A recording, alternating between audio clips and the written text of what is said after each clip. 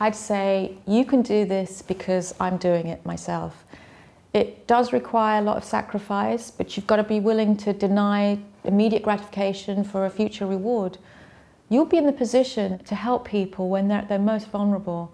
And in that precious moment, when you can give them hope while you're treating their condition at the same time, and each time you see a patient, it's a whole new learning process which keeps your work alive and challenging each time. It also demands a great deal of determination and empathy, but if you have those two things going for you, you'll make it through.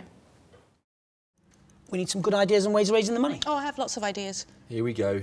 Tasmin jumps right in with a load of daft ideas. No, come on, Mike, that's not fair. That's right, be the knight in shining armour coming to her rescue. For goodness sake, you lot, you're worse than children. Have you forgotten why we're here?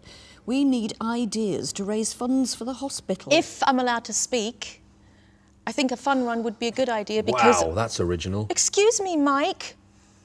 As I was saying, a fun run would be good because it's a fitness thing and they always work really well to raise funds for the hospital. Yes, it's not a bad idea. Well, except it has been done 100 times before.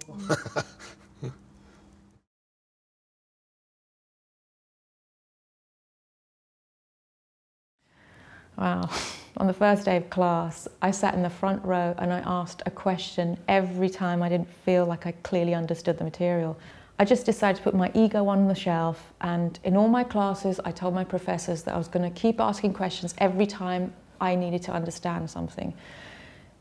If I couldn't get a grasp of something, I would just ask my professors to explain it again in detail, or I'd just joke around and I'd say, could you explain it to me as if I were a 6-year-old? I have some good ideas, Daniel. How about a fun run? That's one idea, Tasmin, but I think it's been done a bit too often.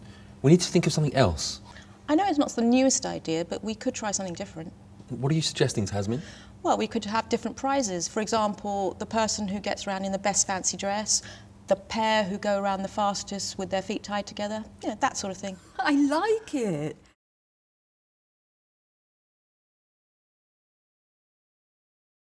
The very first exam I took, I failed.